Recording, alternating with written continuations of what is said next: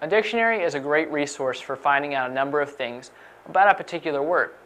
All the words in a dictionary are going to be categorized in alphabetical order, which makes finding a word very easy.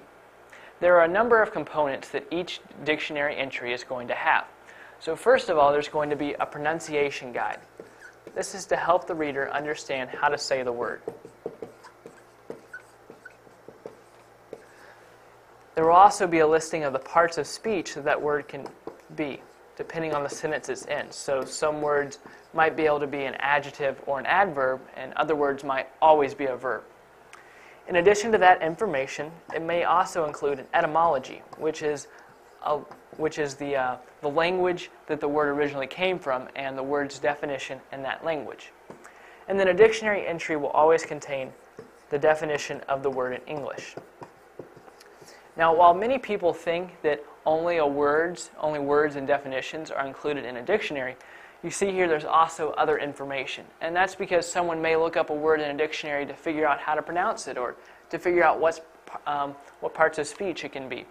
So finding the definition of a word is only one of the uses for a dictionary. So down here I have a sample entry in a dictionary, and this really only contains the parts of speech and the definition of the word.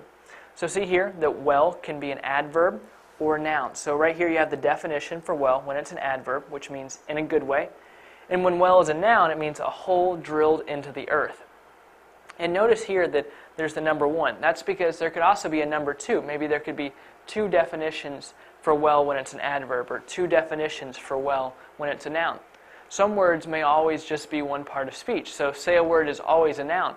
There could be 3 or 4, maybe even more definitions for that word when it's a noun. So all of those would be listed here in the dictionary entry. So the best way for a reader to determine which is the correct definition of a word is to replace the word in the sentence with the dictionary definition. So if the sentence says the person fell into the well, you could replace well with these 2 definitions to see which one seems correct. So the first sentence would say the person fell into in a good way, or the person fell into a hole in the ground, or a hole drilled into the earth.